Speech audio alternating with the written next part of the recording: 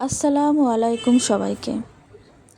আমি আবারও আপনাদের সামনে নিয়ে এসেছি শরৎচন্দ্র চট্টোপাধ্যায়ের লেখা লালু গল্প থেকে আর একটা মজার গল্প। এটা আমি পড়েছিলাম যখন ক্লাস 5-এ পড়ি।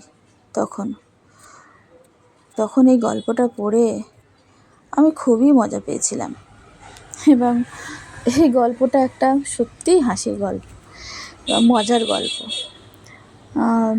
তো শরৎচন্দ্র চট্টোপাধ্যায়ের লেখা লালু গল্প থেকে আবারও একটা মজার ঘটনা।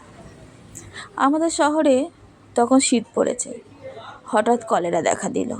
তখনকার দিনে ওলা ওঠার নামে মানুষে ভয়ে হতজ্ঞান হতো। কারো কলেরা হয়েছে শুনতে পেলে সে পাড়ায় মানুষ থাকতো না। মারা গেলে দাহ করার লোক মেলা দুর্ঘটনা হতো। কিন্তু সে দুর্দিনেও আমাদের ওখানে একজন ছিলেন যার কোনো আপত্তি ছিল না। গোপাল খুড়ো তার নাম। জীবনের ব্রত ছিল মরা পুরানো। কারোর অসুখ শক্ত হয়ে উঠলে তিনি ডাক্তারের কাছে প্রত্যহ সংবাদ দিতেন। আশা নেই শুনলে খালি পায়ে গামছা কাঁধে তিনি ঘন্টা 2 পূর্বে সেখানে গিয়ে উপস্থিত হতেন। আমরা কয়েক ছিলাম তার চেলা। মুখ ভার করে বলে যেতেন, ওরে আজ রাত্রি একটু সতর্ক থাকিস, ডাকলে যেন সাড়া পায়। রাজদারের শ্মশানের শাস্ত্রবাক্য মনে আছে তো?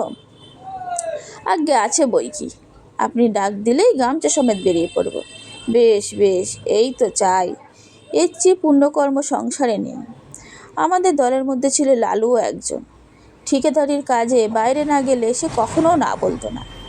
সেদিন সন্ধ্যাবেলা বিষণ্ণ মুখ খুঁড়ে এসে বলল, বিষ্টু পণ্ডিতের পরিবারটা বুঝি রক্ষা পেলে না? সবাই চমকে উঠলাম। অতি গরিব বিষ্টু ভট্টাচার্যের কাছে বাংলা স্কুলে আমরা ছোটবেলায় পড়েছিলাম। নিজে সে চিররুগ্ন এবং চিরদিন স্ত্রীর প্রতি একান্ত নির্ভরশীল। জগতে আপনার বলতে কেউ নেই। তার মতো নিরীহ অসহায় মানুষের সংসারে আমি দেখিনি। রাত্রি আন্দাজ 8টা। দড়ির খাটে বিছানা সমেত পণ্ডিত গৃহিণীকে ঘরে থেকে উঠানে বের নামালাম। পণ্ডিত মশাই ফ্যাল করে চেয়ে রইলেন। সংসারের কোনো কিছুর সঙ্গে সে চাহনির তুলনা হয় না এবং সে একবার দেখলে সারা জীবন ভোলা যায় না।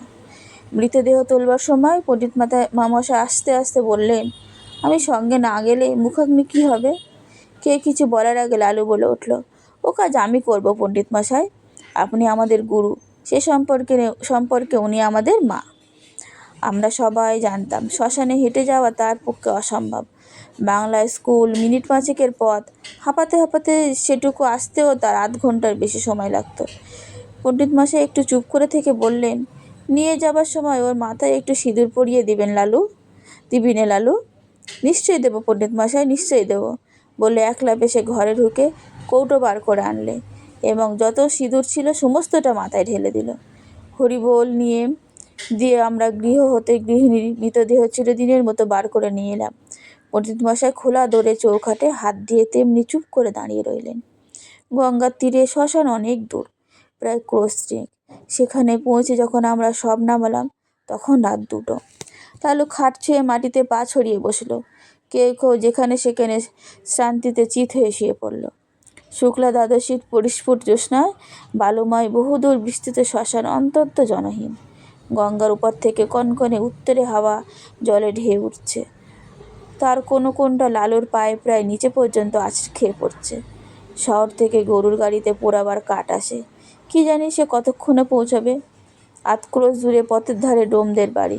আসার সময় আমরা তাদের হাঁক দিয়ে এসেছি, তাদের আসতেই বা না জানি কত দেরি। সহসা গঙ্গার উপারে দিগন্তে একটা গাঢ় কালো মেঘ উঠে প্রবল উত্তরে হাওয়ায় হু হু করে সেটা এপারে ছুটে আসতে লাগলো।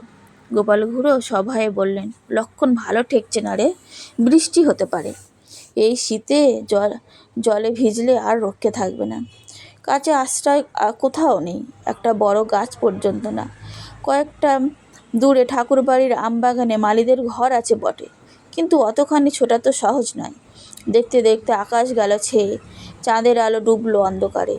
ওপার থেকে বৃষ্টির ধারা শুশো শব্দ এলো কানে। ক্রমশ সেটা নিকটতর হয়ে উঠল। আগাম 2-10 ফোঁটা সকলের গায়ে এসে পড়লে তীরের মতো কি করি ভাবতেই মুষলধারা বৃষ্টি নেমে এলো। মরা রইল পড়ে, প্রাণ বাঁচাতে কে যে কোথায় ছুট দিলে তার ঠিক ঠিকানা নেই। জল জল থামলে ঘণ্টাখানেক পরে একে একে সবাই ফিরে এলাম। মেঘ গেছে কেটে, চাঁদের আলো ফুটেছে দিনের মতো। ইতিমধ্যে গরুর গাড়ি এসে পৌঁছেছে। গাড়োয়ান কাঠ এবং শবদেহের অন্যান্য উপকরণ নামিয়ে দিয়ে ফিরে যাবার উদ্যোগ করছে, কিন্তু ডোমদের দেখা নেই। গোপাল খুড়ো বললেন, ও বেটারা ওই রকম, শীতে ঘর থেকে বেরোতে চায় না। মণি বলল, কিন্তু লালু এখনও ফিরল না কেন? সে যে বলেছিল মুখে আগুন দেবে, ভয়ে বাড়ি পালাল না তো? খুড়ো লালুর উদ্দেশ্যে রাগ করে বললেন, ওটা ওই রকম। যদি এতই ভয়, মরা ছুঁয়ে বসতে গেলি কেন? আমি হলে বজ্রঘাত হলে মরা ছেড়ে যেতাম না। ছেড়ে গেলে কি হয় খুড়ো? কি হয়, কত কি হয়? শ্মশান ভূমি না কি না? শ্মশানে একলা বসে থাকতে আপনার ভয় করতো না? ভয় আমার? অন্তত 1000 মরা পুড়িয়েছি জানিস। এরপরে মণি আর কথা কইতে পারলে না, কারণ সত্যিই খুড়োর গর্ব করা সাজে। শ্মশানে গোটা দুটো কোদাল পড়েছিল। খুড়ো তার একটা তুলে নিয়ে বললেন, আমি চুলোটা কেটে ফেলি, তারা হাতাহাতি করে কাঠগুলো নিচে নামিয়ে ফেল। খুড়ো চুলি কাটছেন, আমরা কাঠ নামিয়ে আনছি। নুরু বললেন, আচ্ছা, মরাটা ফুলে যেন দ্বিগুণ হয়েছে না? খুড়ো কোনো দিকে না তাকাতেই জবাব দিলেন, ফুলবে না, লেপ কাতা সব জলে ভিজেছে যে। কিন্তু তুলো জলে ভিজলে তো চুপসে ছোট হয়ে যাবে খুড়ো, ফুলবে না তো। খুড়ো রাগ করে উঠলেন, তোর ভারী বুদ্ধি, যা করছিস কর। কাঠ বহা প্রায় শেষ হয়ে এলো। নুরোর দৃষ্টি বরাবর খাটের প্রতি। হঠাৎ সে থমকে দাঁড়িয়ে বললে, খুড়ো, মরা যেন নড়ে উঠল। খুড়ো হাতের কাজ শেষ হয়েছিল, কোদালটা ছুঁড়ে ফেলে দিয়ে বললে, তোর মতো ভীতু মানুষ আমি কখনো দেখিনি। নুরু, তুই আজ আসিস কেন এসব কাজে? যা, বাকি কাঠগুলো আন, আমি চিতাটা সাজিয়ে ফেলি, গাধা কোথাকার। আবার মিনিট 2 গেল।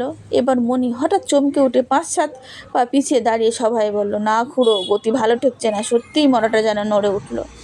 খুড়ো এবার হা হা করে হেসে বললেন, ছোড়ার দল, তোরা ভয় দেখাবি আমাকে যে 1000-এর উপর মরা পুড়িয়েছে তাকে? নুরু বলল, ওই দেখুন আবার নড়ছে। খুড়ো বললেন, হ্যাঁ নড়ছে, ভূত হয়ে তোকে খাবে বলে। মুখের কথাটা আর শেষ হলো না।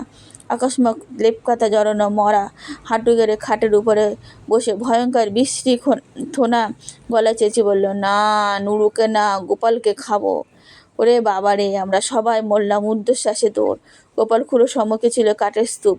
তিনি উপরের দিকে আমাদের পিছনে ছুটতে না পেরে ঝাঁপিয়ে গিয়ে পড়লেন গঙ্গার জলে। সেই কনকনে ঠান্ডা এক বুক জলে দাঁড়িয়ে চেঁচাতে লাগলো, বাবা গো, গেছি গো, ভূতে খেয়ে ফেললো গো, রাম রাম রাম রাম। এদিকে সেই ভূতও তখন মুখের ঢাকা ফেলে দিয়ে চেঁচাতে থাকলো, ওরে নির্মল, ওরে মণি, ওরে নুরু, পালাস না রে, আমি লালু, ফিরে আয়, ফিরে আয়। লালুর কণ্ঠস্বর আমাদের কানে পৌঁছালো। নিজেদের নির্বুদ্ধিতায় অন্তত লজ্জা পেয়ে সবাই ফিরে এলাম।